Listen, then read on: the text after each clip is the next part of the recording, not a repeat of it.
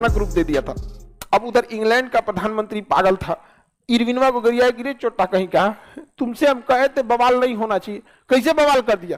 कहा कि साहब गलती हो गया, मार्च में आया था 1930 में हमारे पास 11 को मांग लेके, हमको लगा कि भगा दिए थे हम, गलती हो गया। कहा कि मंगाओ, गांधी जी को मंगाओ और उनकी बात मानो और उनको इंग्लैंड भेजो गोलमेज सम्मेलन में, क्योंकि इंग्लैंड में चल रहा था गोलमेज सम्मेलन।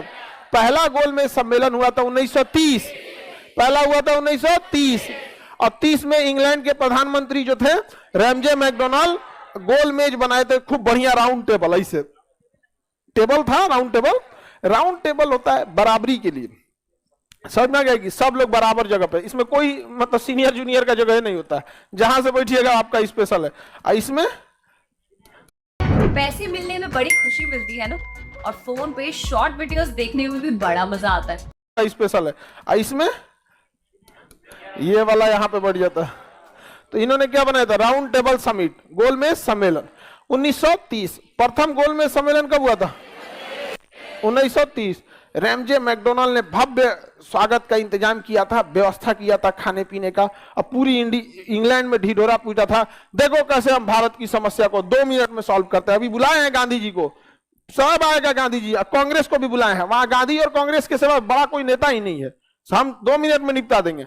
इधर 1930 में ही प्रथम गोलमेज सम्मेलन बुलाया है, इधर इंदिरा गांधी जी का मांग फेंक दिया, कभी ना मान तो गांधी जी 1930 में कौन चीज करके बैठे हैं, और उधर कौन चीज चल रहा है। सभी ने अवज्ञा आंदोलन का मुख्य उद्देश्य क्या था, एकदम प्रेम से आपकी बात को ठुकरा देंगे। यहाँ पे इंग्लैंड का प्रधानमंत्री इंतजार कर रहा था, अब आएंगे गांधी जी, अब आएगा कांग्रेस का कोई नहीं आया, इंतजार करते रह गया। रैमजे मैकडोनाल्ड चुपचाप रह गए। विपक्ष का नेता था वहां पे विंस्टन चर्चिल, का हो मैकडोनाल्ड, गुलाम देश भी वैल्यू न दे रहा है आपको।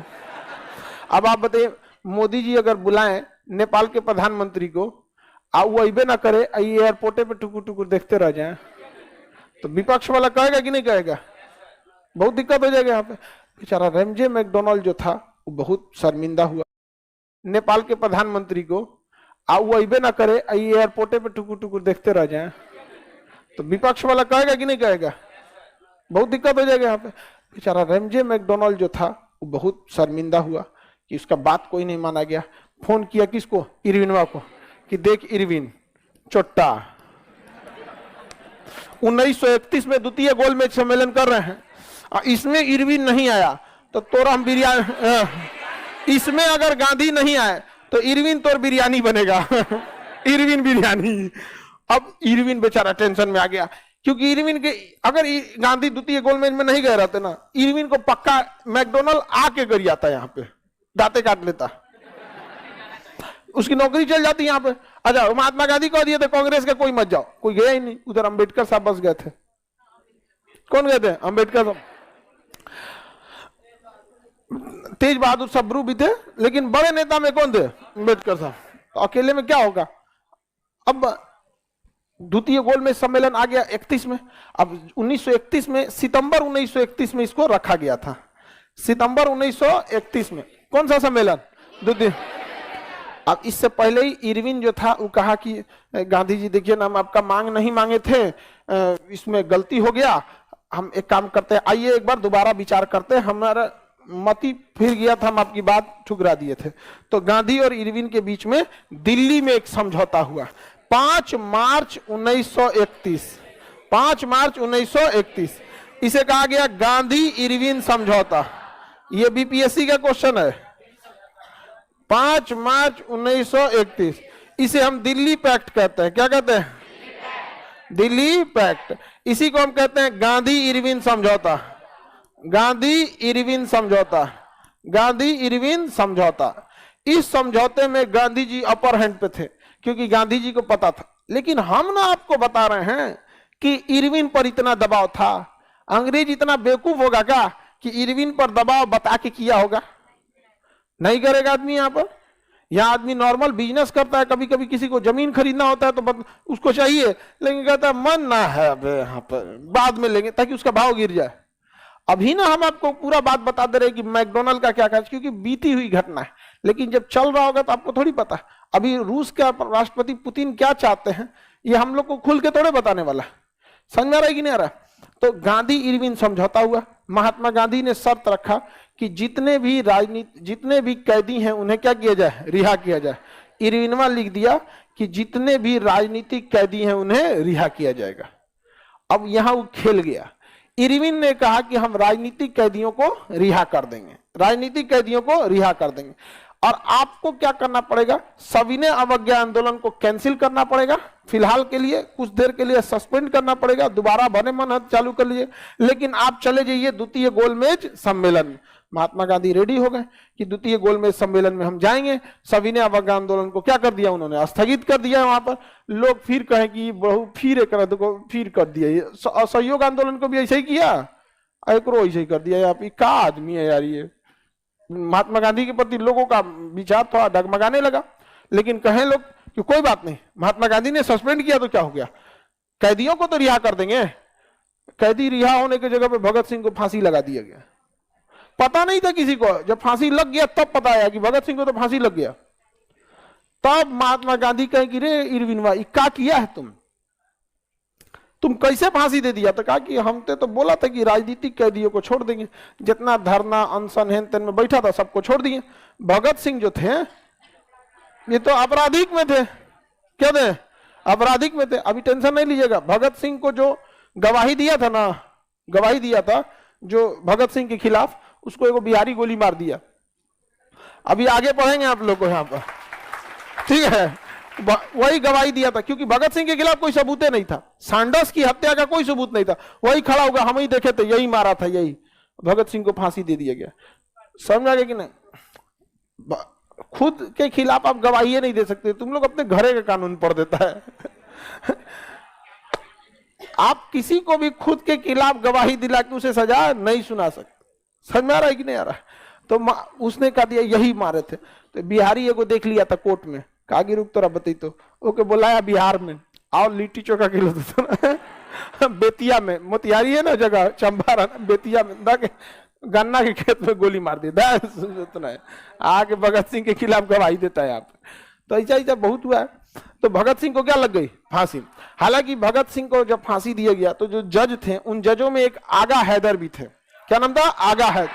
आगा हैदर ने तो पूरा अपना फैसला लिखा है भगत सिंह के फेवर में।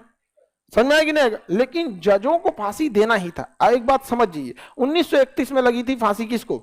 भगत सिंह। गांधी इरविन समझौते के बाद मार्च में भी फांसी लगी थी उनको, 23 मार्च को। 5 मार्च 1931 को यहां समझौता हो रहा है, और उसके 18 दिन बाद 23 मार्च 1931 क्या लग गई? फांसी। हालांकि 14 फरवरी को सजा सुनाया गया था, लेकिन गांधी इरविन समझौते के बाद ऐसा लग रहा था कि माफ हो जाएगा सजा, लेकिन माफ नहीं हुआ यहाँ पर। अच्छा ये बताइए, 1931 में सरदार पटेल भी बहुत बड़े जज वकील थे, और 1931 में कांग्रेस उन्हीं के हाथ में थी। 1931 का लाहौर कराची अधिवेशन सरदार पटेल थे। सरदार पटेल भी तो बहुत बड़े वकील थे। मोतीलाल नेहरू बहुत बड़ा वकील थे, जवाहरलाल नेहरू बहुत बड़े वकील थे, जिन्ना बहुत बड़े वकील थे। आप गांधी को अकेले जिम्मेदार तब ठहराइएगा? हाँ, इसलिए कि उस समय गांधी के पास पावर इस बात का था कि इरविन उनकी बात मान लेता, इरविन उनकी बात मान लेता। हालांकि इरविन बात मान लिया था। आप इस चीज को भी समझिए। आप प्यार किया तो डरना क्या, और जो डर गया सो मर गया। ले, हालांकि इरविन बात मान लिया था। आप इस चीज को भी समझिए। आप अगर गांधी को देखिए, नो डाउट यहाँ गांधी को, हम लोगों से अगर ऐसी गलती हो जाए कि अपराधियों को छोड़ने की जगह अगर कोई लिख दे कि राजनीतिक अपराधियों को छोड़ा जाता है, तो हम लोग ऐसा गलती कर सकते हैं। एक वकील ऐसा गलती करेगा? वकील का काम होता है यही सब चीज पकड़ना, और भी गांधी ऐसा वकील गलती करे। रियलिटी में गांधी जी हिंसात्मक चीजों को ज्यादा पसंद नहीं करते थे, लेकिन किसी चीज को पसंद न करना इसका मतलब ये नहीं होता है कि उससे नफरत करना। समझ में आ गया कि नहीं आ गया? आपको अगर देखिएगा कोई चीज अगर नहीं पसंद है तो इसका मतलब नहीं कि आप उसका विरोध करते हैं। दो तरह के लोग मिलेंगे। कोई आप देखिएगा ऐसे भी ना, एक आदमी कोई होगा जो शाकाहारी होगा, लेकिन उसको मांसाहारी से विरोध नहीं है। आप उसके बगलों में खा लीजिएगा तो उसको कोई दिक्कत नहीं, कहेगा हम नहीं खाते। ऐसा होगा सब नहीं खाएगा, बगलिया में खा लेगा, 4 को सुनाएगा ई खा रहे हो, मर जाओगे, कैंसर हो जाएगा, फेफड़ा खराब होगा, लीवर खराब होगा, पाप पड़ेगा, कोई फूट जाएगा, पिछले जन्म में सियार पैदा हो गया, यही होगा। समझ में आ गया कि नहीं आएगा? इतना ज्ञान देगा जैसे लगेगा उम्र पे नहीं करेगा। दो टाइप के लोग होते हैं यहाँ पे। तो वैसे महात्मा गांधी को हिंसा पसंद नहीं थी, लेकिन इनडायरेक्टली महात्मा गांधी भी चाहते थे कि हिंसा होती रहे ताकि अंग्रेज उनके पास आके आराम से बात करे। इसलिए महात्मा गांधी जी ने ऐसा नहीं था करो या मरो, हिंसात्मक नारा नहीं है ये कौन सा हिंसा वाला, अहिंसा का है। लेकिन भगत सिंह को फांसी देना था अंग्रेजों को, तो फांसी उन्होंने दे दिया। क्योंकि अगर किसी हिंसात्मक चीज को, आप ही बताइए, आप जाके जापान पे कब्जा कर लीजिए या पाकिस्तान पे कब्जा कर लीजिए, आप जापान पे क्या बोलेंगे भाई, हम लोग का दोस्त है, आप जाके पाकिस्तान पे कब्जा कर लीजिए, ठीक है, समझिए, और वहां कोई आदमी एकदम खतरनाक काम करेगा, गोली उली मार देगा एकदम खतरनाक। जब भगत सिंह ने कैसे मारा, बम उड़ा दिए, असेंबली उड़ा दिया, संसद भवन और उड़ा दिया, क्या आप उसको सजा दीजिएगा या माफ कीजिएगा? क्योंकि अगर गुलाम बना के रखना है तो सजा बहुत भयानक देना पड़ता है। तो अंग्रेज फुल टू रेडी थे कि इनको तो हमको सजा देना है। अभी आप टेंशन क्या ले रहे हैं, गांधी जी को मारने का प्लान था और गांधी जी लगभग मार दिए थे सब, महात्मा गांधी को लगभग मार चुका था सब महात्मा गांधी भाग गए यहाँ पे। तो महात्मा गांधी से पहले अंग्रेजों ने क्या सस्पेंड कराया, सविनय अवज्ञा आंदोलन, सब जगह हल्ला हो गया। महात्मा गांधी ने कह दिया मैंने कैदियों की रिहाई की भी बात कर दी है, सब लोग गांधी जी की खुश हो गए। यहाँ पे सरोजिनी नायडू इतनी खुश हो गई, इरविन से इतनी खुश हुई कि इरविन को कह दिया कि भारत में एक महात्मा नहीं है, दो महात्मा है। एक महात्मा गांधी को चंपारण सत्याग्रह के बाद गांधी जी को महात्मा की उपाधि मिली गई थी, तो उन्होंने इतना खुश हो गई कि ऐसा वायसराय होना चाहिए। उन्होंने क्या कहा, दो महात्मा, क्या कहा, दो। तो बताइए, हम लोग तो इतिहास पढ़ रहे हैं ना, जो वहां था उस आंदोलन में, जो उस समझौता में था, वो इरविन से इतना अच्छा से प्रभावित हो गया कि लगता है कि ये छोड़ देगा। क्या आपको लगता है कि अगर पता रहता है कि इरविन भगत सिंह को फांसी देने वाला है तो सरोजिनी नायडू दो महात्मा कहती? नहीं कहते। इट मींस अंग्रेज के डबल फेस होते हैं, वो डबल फेस होते हैं। आप एक चीज लिख के रख लीजिएगा कि यूरोप वाले और अंग्रेज, अमेरिका कभी भी पाकिस्तान का साथ देंगे सब, कभी भी, चाहे वो कितना आतंकवाद फैला दे, क्योंकि उनको पता है कि उनका बाप जिंदा है भारत, उनको टक्कर देने वाला यही है। समझ में आ गया कि नहीं आ गया? क्योंकि उनकी जब उनका समय था तो उन्होंने राज किया था। समझ में आ गया कि नहीं आ गया? लेकिन अब पूरी दुनिया में डोमिनेट करेगा कौन? भारत। इसलिए डायरेक्ट तो भारत से लड़ नहीं सकते, तो किससे कहेंगे? पाकिस्तान से। तुम टॉर्चर करो, तुम टॉर्चर करते रहो। यहाँ पे इन लोग की दोहरी नीति होती है, एकदम इन लोगों से सोच समझ के रहना चाहिए। समझ में आया कि नहीं आ गया? खतरनाक आदमी। अच्छा, हम जब इस चीजों को समझाते हैं तो हमको कुछ जो राजदूत वगैरह होते हैं समझना, वो कहते हैं सर आप ऐसा बात बोलते हैं, हम लोगों को जवाब देना पड़ जाता है। तो कह दीजिएगा कि हम थोड़े बोले हैं, खान सर बोले हैं, जवाब कौन चीज देना, आपका हम रिश्तेदार हैं। मैडम, टीडी को देखा क्या? TD? No tension Kumar, ticket confirm. हम रिश्तेदार हैं, हलदार। अरे भाई, आप म्याऊं म्याऊं करके जवाब देंगे? हमको पढ़ाना है, पूरे देश के लोगों का माइंडसेट हमको सेट करना है कि आप किसके प्रति हैं, किसके प्रति नहीं हैं। आप अपना काम कीजिए, हम सिखाने आए कि आप अपने ऑफिस में बैठ के क्या कर रहे हैं। आप हमारे क्लास में झांक लेते हैं, हम क्या पढ़ा रहे हैं। समझ में आया कि नहीं गया? हमारा काम है देश बदलना।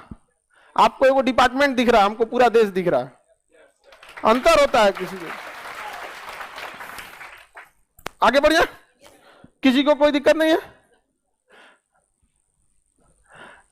देखो सर, अभी तक गोडसे नहीं आया, वो इंतजार कर रहा है गोडसे का इंतजार कर रहा है गोडसे का।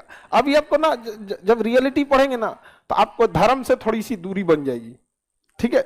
रियलिटी धीरे धीरे पढ़ते चलिए। 1948 आने दीजिए, आते आते आपको ना धर्म से थोड़ा सा लगेगा यार ये तो धर्म वरम कुछ खास चीज नहीं है, थोड़ा सा पीछे हट जाना चाहिए। आराम से भी समझते चलिए। यहां तो समझ में आ गया। अब महात्मा गांधी फांसी दे दिया गया, उसके 4 महीना बाद, 5 महीना बाद, सितंबर 1931। अब महात्मा गांधी तो सस्पेंड कर चुके थे सविनय अवज्ञा आंदोलन, अब भगत सिंह को फांसी लग चुकी थी। अब महात्मा गांधी कोने मुंह से करते कि दोबारा आंदोलन चालू करो, लोग गरिया देते महात्मा गांधी को। अब महात्मा गांधी को उस समय अंग्रेजों ने सेफ्टी दिया था, पुलिस गार्ड। सोचिए महात्मा गांधी का कितना विरोध हुआ था कि महात्मा गांधी को गार्ड देना पड़ा था कि अरे भैया भगत सिंह के गुस्सा इन पे मत उतार दो। समझ में? क्योंकि भगत सिंह को फांसी दी गई थी अंग्रेजों की वजह से। अब गुस्सा अगर गांधी जी पे उतर जाता तो गांधी जी की का गुस्सा उतार देता था अंग्रेजों पे कि ये सब के पीछे यही है, सब यही सब, मारो ही नहीं सबको यहाँ पर। तो अंग्रेजी सब चाहते नहीं थे सब, क्यों? क्योंकि द्वितीय विश्व युद्ध के बादल मंडरा रहे थे। ऐसे भारत वालों को तो उन्होंने कभी ध्यान ही नहीं दिया, उनको कहा यार इनको तो कभी देख लेंगे हम लोग, समझाए कि नहीं। द्वितीय विश्व युद्ध बहुत बड़ा कारण बना हम लोग के आजादी में, बहुत बड़ा द्वितीय विश्व युद्ध वहां पर। तो अंग्रेजों ने, हम महात्मा गांधी कहाँ गए? द्वितीय गोलमेज सम्मेलन में इंग्लैंड गए। द्वितीय गोलमेज सम्मेलन में कहाँ पहुंचे? इंग्लैंड। यहां अंग्रेजों का असली खेल चालू हुआ। फर्स्ट गोलमेज कब हुआ था? फर्स्ट गोलमेज क्या इसमें कांग्रेस